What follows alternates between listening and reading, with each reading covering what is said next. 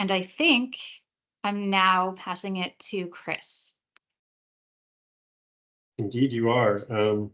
Thank you very much, Mira, and you did a great job. I couldn't have done it any better. So thank you. Can we move to the next slide, please? I want to talk to you tonight about what we call the Sherbourne Common Destination Art Piece. And this is a major public artwork that we will be implementing, we hope, in the next several months, actually starting to implement it in Sherbourne Common. This is a view from underneath the pavilion in Sherbourne Common, looking out over the lawn and the Water's Edge Promenade. And this was the site area for the design competition that we held for the art piece. Some of you may have heard about that. Actually, we started this competition, believe it or not, during COVID, and it's taken us quite a while to get to the point of being able to announce a winner, but I'm happy to say that we are finally there. Can I have the next slide, please? Just to give you a little background on Waterfront Toronto's public art program, we do something pretty unique at Waterfront, which is public art is not delivered on a building by building basis the way it tends to be in the rest of the city, where developers are asked to contribute a percentage of construction costs to install artwork on their property, or maybe right outside their property. What we do is we collect those funds from the developers, we pool them, and we use them to deliver impactful pieces in very significant locations in the public realm. They're usually commissions that are far larger or somewhat larger than what an individual developer could do. And we think these pieces really start to help reinforce the character and unique identity of the neighborhood. The East Bayfront already has one significant piece, which you see on the left here, which is Light Showers by the artist Jill Anholt back in 2011 when we were building Sherbourne Common. Those art pieces are also part of the water feature in the park and part of the stormwater treatment system that is inside the park. So in addition to the permanent public art like that, we also have a temporary art program. Some of you may have seen this piece at the Harbor Square Basin, Happy Castaways. Before that, we did one called Safety Orange Swimmers. And that gives us an opportunity to have changing art and art that can really respond to more contemporary or current issues, much more nimbly than permanent art, which once it's there, doesn't really change over time. But we think both of these aspects are essential to city building. And the way we do this is in each of our neighborhoods. No, you can stay with the slide you had. In each of the neighborhoods, we create what we call a public art master plan that looks at the entire neighborhood and tries to create a curated experience based on a theme or themes for that neighborhood. The first one we did was in the West Donlands. And you can see many of the pieces if you walk around there that have been delivered through that program, including the Water Guardians, which is the big blue guys looking out over the Front Street public space. And then we also did one for the East Bayfront, which we called Lake Shore to Lake Shore. And in both of these plans, we identify the sites that we think will be the most impactful sites, the most important sites. And we identify the theme, and we identify a kind of goal for what role each piece will play. Some of them are meant to be smaller and kind of almost like local landmarks, and then some of them are meant to be bigger and really meant to be kind of a focal point for the neighborhood. So if I could have the next slide, please. In the case of East Bayfront, we have a number of pieces, all in major public spaces. It's an aerial view. To the left is the Red Path Sugar Factory, so the Jarvis Slip, and then cut off on the right is Parliament Slip. So we have planned pieces for each of these major public spaces, including Sherbourne Common, which is right in the middle. And this kind of shows you what that layout is meant to look like. So at the north, we are planning on a series of art installations under the rail underpasses. So you can see at each of the major north-south streets that come down, we hope to install some artwork, probably featuring light, since those spaces tend to be a little bit dark. We think the art can make those spaces more welcoming, more individualized, and kind of serve as the gateway down into the neighborhood. Then we have a series of ones that we expect to be embedded kind of in the developments. One of them is built. It's actually at the Daniels launch pad, former launch pad site. It is the kind of overhead canopy and what they call the yard. That was an art piece that was actually, in that case, delivered by the developer in conjunction with us. There will be a piece in the what we call the FedEx property. And then, of course, there's light showers in the north half of Sherbourne Common. And then at the very bottom here, these are all just precedent images. These are not actual pieces other than the Sherbourne Common one. The idea was to have a much more dramatic piece. And these plans are each developed by Waterfront Toronto in close collaboration with the city, with city staff, with city councilors, and these plans then go to city council and are officially endorsed by the city as the program that Waterfront Toronto is going to be expected to deliver with the public art funds that are collected from developers. So all of this has gone through a pretty extensive process in the past, and we're now, piece by piece starting to implement it. And we're very excited about the one that we want to share with you tonight. And tonight is really a sneak peek. We have not publicly announced this yet. We will be doing that next week. So we're going to be showing you the piece that was selected by an independent jury to be the piece that gets built here. And we're going to ask that you keep that confidential until the announcement next week.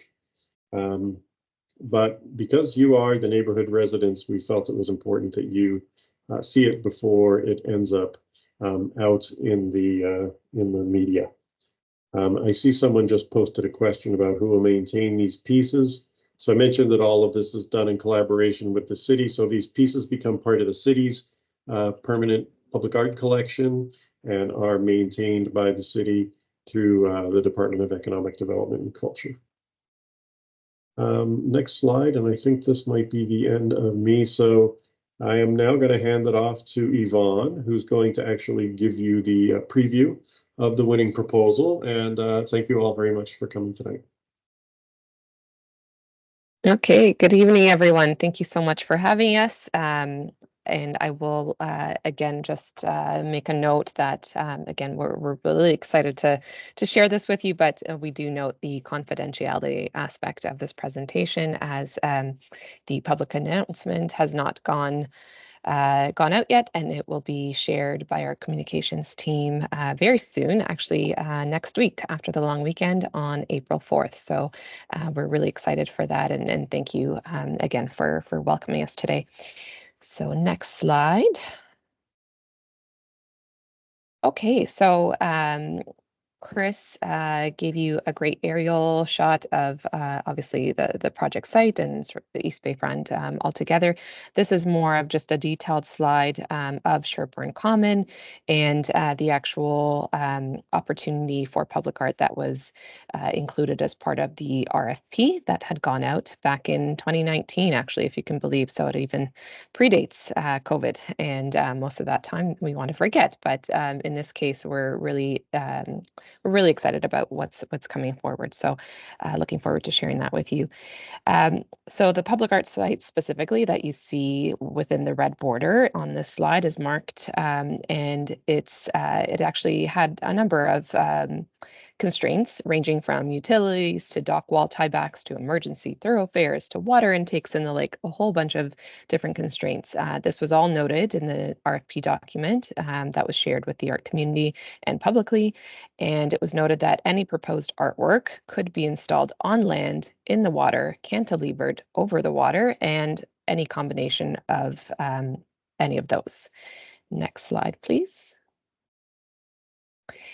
This slide, lacking visual stimulation, but just wanted to go over some of the objectives, the key objectives, and give you a bit of an overview of the process. Sometimes the public art process seems to have a very long lifespan, and a lot of I know residents are eager to see what this artwork will be, but also when it will be installed. And so I think it's also important just to go over some of the process points because there's, like yourselves, a number of stakeholders involved, and I think it's important to know just sort of how this comes to be, because it is quite a rigorous process. So again, back in 2019, Waterfront Toronto issued an RFP for the destination art piece. Through this process, we received over 80 proposals from prominent artists actually across the globe, so all around. After narrowing down the proposals to 4 feasible submissions, so that was a hard task in and of itself to go from 80 to 4, the selection committee carefully reviewed these against the objectives that you see on this slide, or just a kind of a selection of them, because obviously the RFP document was quite lengthy. As part of the art selection process, the shortlisted artists went through a rigorous compliance review through Waterfront Toronto, followed by a technical review comprised of relevant staff from Waterfront Toronto, City of Toronto, Ports Toronto, and the Aquatic Habitat Toronto, who all commented on technical feasibility and maintenance requirements for each of the proposals. The 4 shortlisted proposals were then asked to present their detailed proposals to the selection committee, who are then tasked with evaluating each of these against evaluation criteria detailed in the RFP. Funds for this project have been collected through Section 37 contributions as per the East Bayfront Public Art Funding and Delivery Agreement with the City of Toronto and Waterfront Toronto.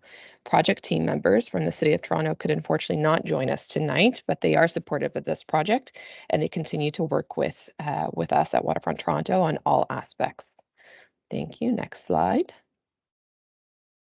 So without further ado, here is the proposal and the proposed work that you see in front of you. We have several shots of this for you because this is obviously still an artist rendering. And my lights seem to have actually gone off at a very inopportune time. I'm sorry, I'm sitting at the office, and so you'll have to just bear with me.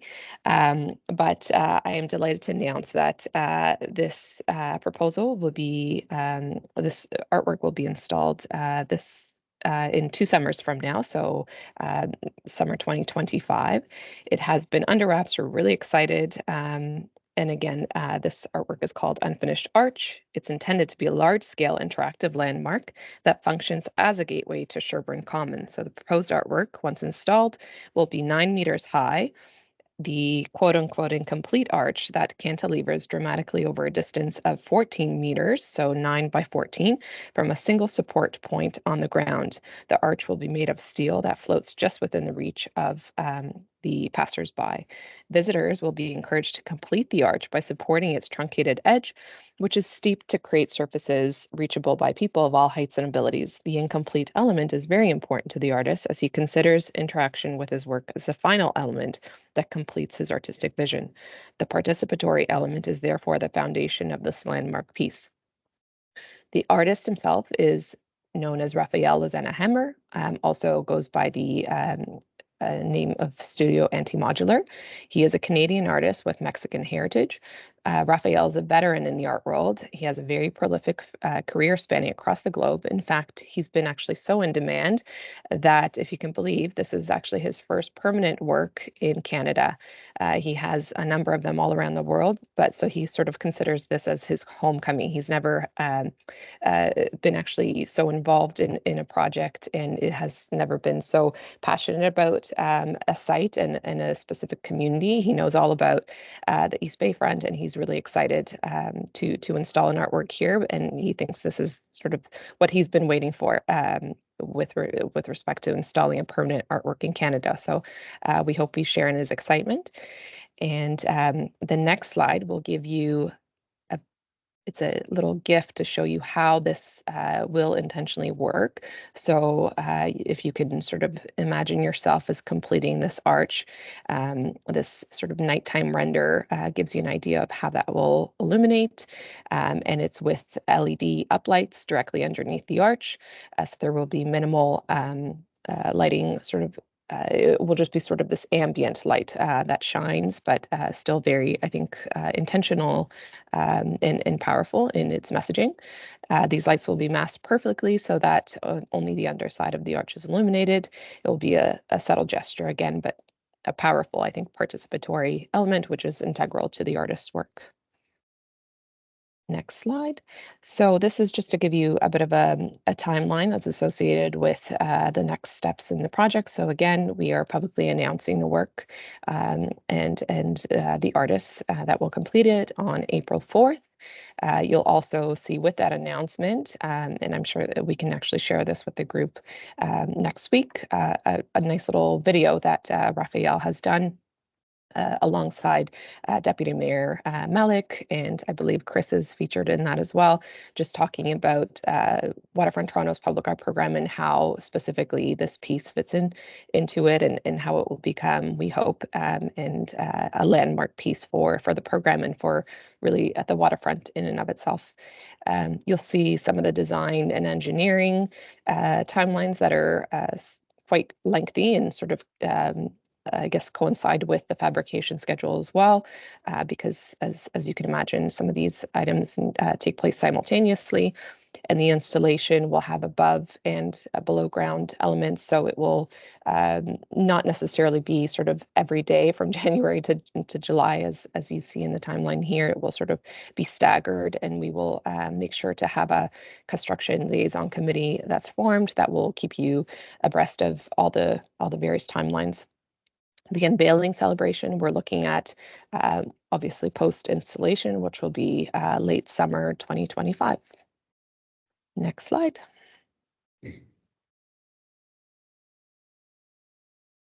And last but not least, and I'm not sure if Sarah, you're able to play this at all, but Raphael, this is the artist Raphael Lozano-Hemmer.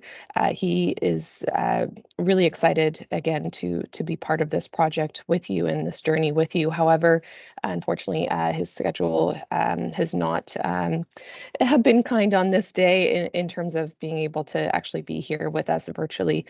He's sort of, I think, maybe in Dubai today, so the time difference didn't help as well. So he felt really strongly that he wanted to give you a personalized message from his studio in Montreal. So I'm hoping that we have sound, Sarah, and if we do, then wonderful. Then I'll just let this video play as my closing remark. And if not, then I'm sure Sarah will be able to send this to the group so that you can view the message. Thank you.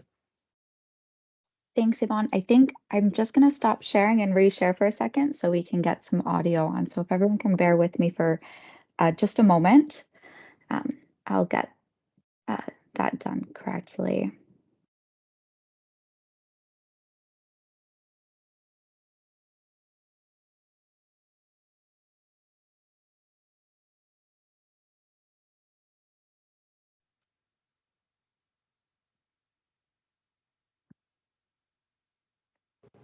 Hello, Toronto. I'm Raphael Lozano-Hemmer. I'm a Mexican-Canadian artist based in Montreal.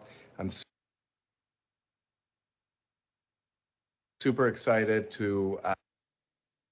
Doesn't look like we have sound, so I'll share the link with everyone so that way you can see the message from the artist.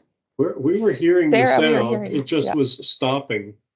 Oh, okay. I hear nothing, so I'll let it play through then. do this film from my studio in Montreal. This is part of my team that is working on a brand new project for Toronto called Unfinished Arch. I'm really excited to do my very first public art commission in Canada at Sherbourne Common, where a project will be there to both sort of signal this landmark space that you have, public art space, but also a social space. So I've made an artwork that I hope will not interfere with any of your daily activities, from social or concerts or exercise or whatever you do in the space. I want this to be a frame for it. I want the piece to become like a landmark that can coexist with all of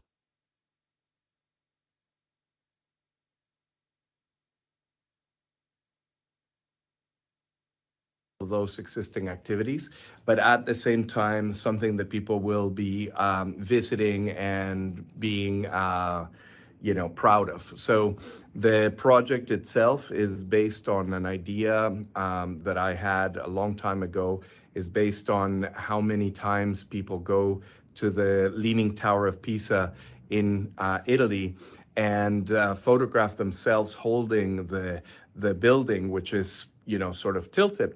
And I thought it would be incredible to have an Arch of Triumph as a gateway for the city of Toronto, but also as a gateway to the waterfront.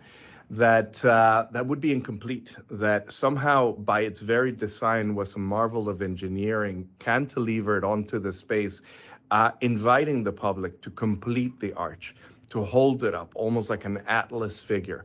And it is in approaching this unfinished arch and holding it with your hands that you close a loop and it lights up to sort of signal that the building cannot be complete without your participation. So the project is based on this kind of interactive idea of public space as a location where the public has a role to play. So I hope that you like the piece. We're very proud of it, and we're really looking forward to engage with you to see what kind of new stories can arise out of this unfinished arch. All right, take it easy. It's lovely to see you hopefully soon. Bye. Hello, Toronto.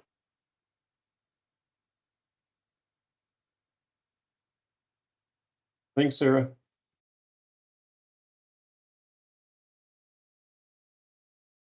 Thank you.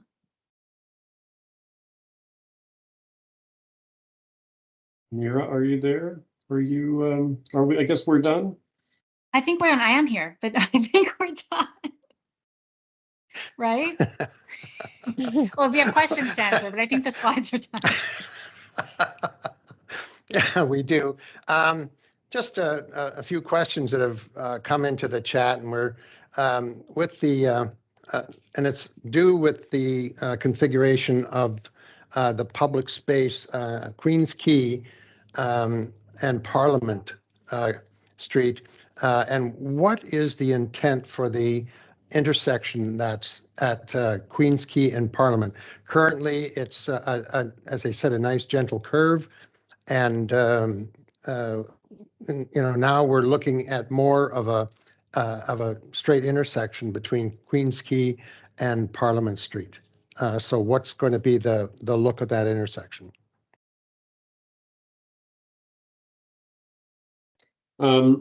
Well, we have designs for it, but they're not really included, I don't think, in this presentation unless you've got something in there, Mira, I that was just really thinking, we don't shows it. have a visual Yeah. of what the latest design is. So I don't know okay. that the answer to that specific question either, the left turn question. It will. You want to know if to be able to make a left turn off Parliament onto Queens Quay?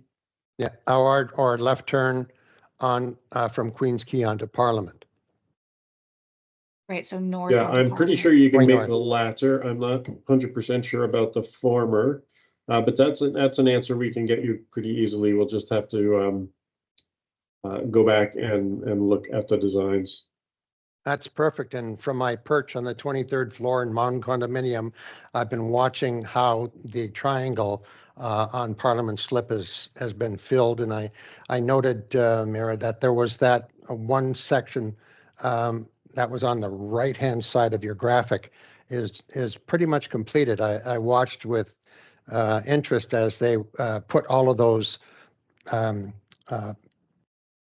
don't know what you call them. Sheet piling is what's, yeah. The sheet piles, and it was they were it looked like sucking the dirt out from the bottom and bringing it up and pouring it back into the thing so you can get right down to where you can put it in. It was really quite interesting and quite exciting.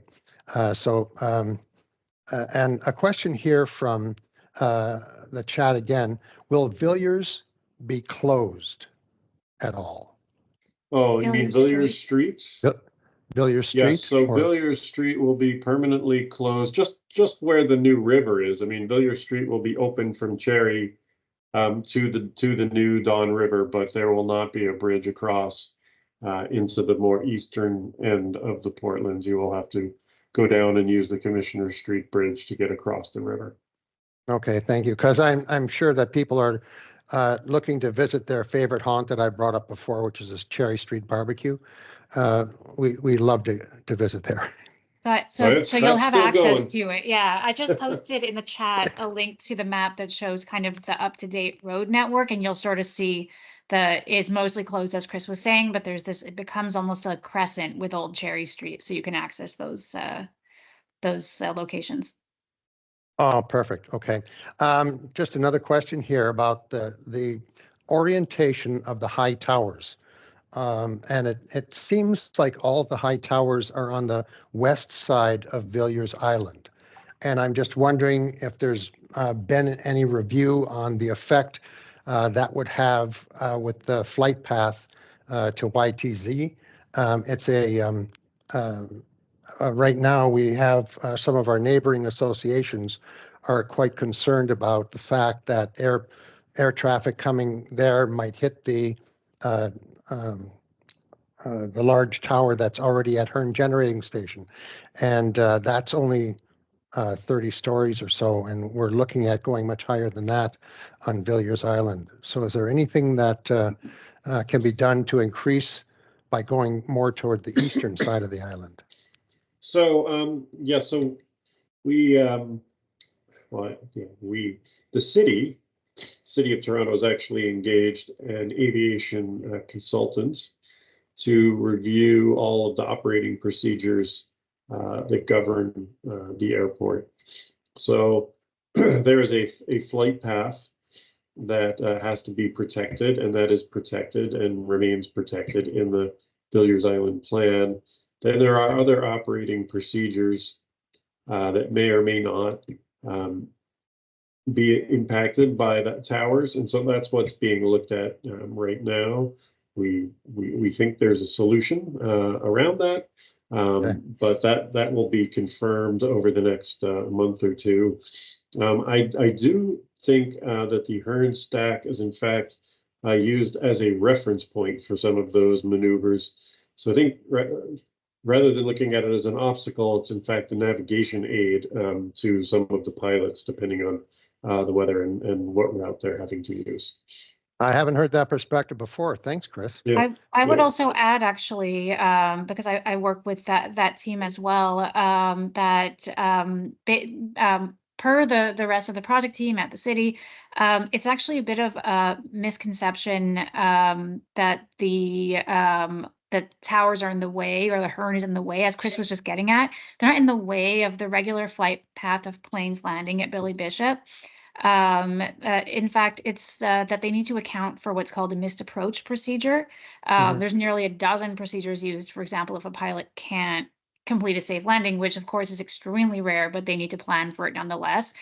So it's more the missed approach procedures that need to be accounted for, and those are what the city's working through along with Ports Toronto.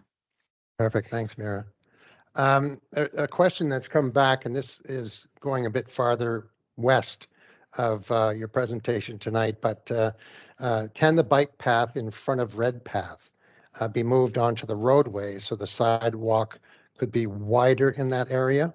And it's often very crowded, and we have quite a few new coffee shops down in the area, and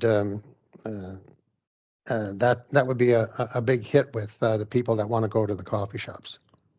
Yeah, so that stretch is a definite pinch point, as you pointed out, and I think Waterfront Toronto is aware of that. City is aware of that. The plan is to rebuild all of Queens Quay, as I think you probably know, and that is going to happen in tandem with the Waterfront East LRT project. So once we have the funding to extend the transit line, we will be addressing all of those pinch points. We don't currently have a shorter term plan for moving the bike lane. That I think would require making some changes to the roadway that might be a little bit tricky for us to do, unless we just wanted to turn it into an on-street bike lane. In which case, I think the cycling community probably would not be so happy about that. So I don't know about a interim solution. It's an interesting question, but definitely once the funding for transit comes along, that whole condition will be drastically improved. Perfect. And we're looking at possible updates of good information as well coming forward on the Keating Channel pedestrian bridge. And I hope that fairly soon we'll have something. Is there any update on that? On the Keating Channel pedestrian bridge? So yes, we have not been able to make an announcement for various reasons, but we hope to be able to make one in the coming weeks. Perfect. Okay. And we have some things that just aren't in the presentation. So Chris, I'm really glad that you're here on this. Will Waterfront Toronto be providing an off-leash dog park at the Silos Park? We've been dealing with an issue of, and you just mentioned Sherbourne Common South, with off-leash dog running around and this type of thing. We recently had up to 20 dogs off leash in the park in that space right where the thing is. And also myself being 189 centimeters tall, I might find it difficult to walk through the park at night if that thing isn't lit. So I'm hoping that we can get something going there. But if there is something to do with some part of our area down here that could be used as dog relief or off-leash dog park areas. Well, it's a good question. There's no immediate plans to add such a facility into Sherbourne Common, but you did mention Silo Park. The design for Silo Park has not been started, but I think certainly a dog off-leash area is going to have to be a consideration in the design of that. And when we do start design of that park, we'll be out consulting with the community. And I suspect that's something we will hear that people would like to see. In which case we will try to incorporate it into the design. I can't say that I have heard before that there was a problem with Sherbourne Common having too many off-leash dogs. So that's a new bit of information for me, but I guess I'm not entirely surprised either because it's a nice park. There are a lot of dogs in the neighborhood, and I'm sure they all like to run around there. They do, and there's about 10 picnic tables and they're empty because the dogs are running around the park. And we do have issues with some of our residents that have indicated to us that food's been taken right off the table if they have tried right there. And a couple of children have been, I don't know how to say it because I'm not exactly clear on the circumstances, but children were made very upset by having dogs too close to them. Yeah. So it was just something I think to consider when we go forward. I think Quayside does have a dog park planned on the corner of Parliament and Queens Quay. It does. But we're looking for a large area, perhaps even Sherwood Common North, where we might be able to use do some shifting of the children's area and use the north section there to have an off-leash area. So anyway. That's very interesting. I will take that back. Okay, that'd be wonderful. Thank you. We're looking also at another question regarding the art pieces. And I guess light pollution does come up quite a bit in discussions. And they're wondering if the lights that are on the art could be made a warm light instead of white. And I think people are quite concerned about light pollution as well as noise pollution. So it'd be interesting to see how that is going to be done.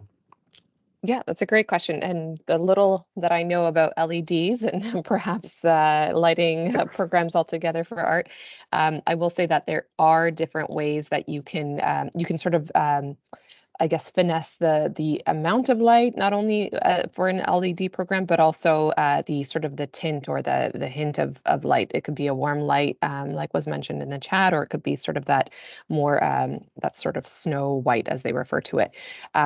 So I will take that back as participatory as the artist projects are. He's also very willing to take feedback from communities and obviously include that as part of his vision and his thinking. So thank you for that. I'll carry that forward, and I can let you know how that works. Perfect. Thank you, Yvonne. And also directionality of light, so that it can be focused down on the ground. Down, yeah. Yeah. So that area is done instead of up or out.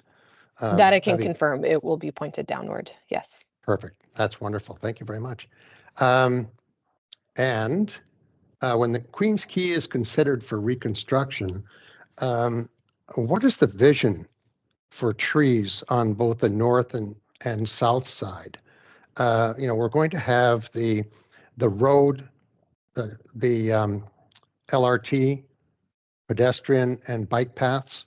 So what are we looking at for trees? I know that we have some problems on the promenade with trees that are dying. I think there's still about a half a dozen that are doing very poorly in that area. So is there any new studies that you're looking at or something to help the trees stay for a longer time? Yep, that's a great question. So the plan for the redesign of Queens Quay has a very robust tree planting program associated with it. And in fact, it's a new planting detail towards the east, which is a larger tree pits. We have not been able to decisively determine what's causing the trees to suffer. There are a number of theories. It may be a combination of them, or it may be one of them that we haven't been able to isolate. But I think they certainly in their early years probably have not been getting enough water. Now, after they mature, they may be getting too much water as their roots get down to the water table, and this is why it becomes a little bit complex to solve it. But we did note that when we built Queens Quay in the west, that many of the trees were underwatered in their early days. So we're going to be changing that whole tree planting detail to hopefully get more water down to the trees and hopefully do a better job of irrigating them as well in the early days. So the vision is very much for a double LA of big leafy trees all along Queens Quay. Perfect. That's something that's great to walk through, and especially in the springtime when we walk along the promenade. It's just gorgeous to have all that sunshine just kind of being filtered through the green leaves and that sort of thing. So it's but anyway, we're up, and I'm just noticing that we're after 8 o'clock, and I want to just say thanks, and we're going to send any other questions that are in the chat that we didn't address tonight, and see if you would mind just answering, and we can respond to people who are asking questions right now as we move on. So I just want to say thank you to Mira Schenker, Chris Glasik, and Yvonne Monestier from Waterfront Toronto that are giving us this wonderful and complete presentation tonight. And we look forward to future updates. And thank you very much. Thank you for having us. My pleasure. Thanks for inviting us. Thanks. Bye. Okay. Good night. Good night.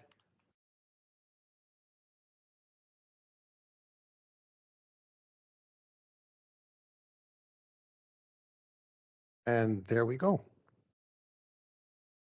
So we've taken a look, and I think we've got a lot of the names that are in the people list clarified. And I do think that we have a quorum, both of attendees here tonight, as well as the proxies that we have. So we can continue on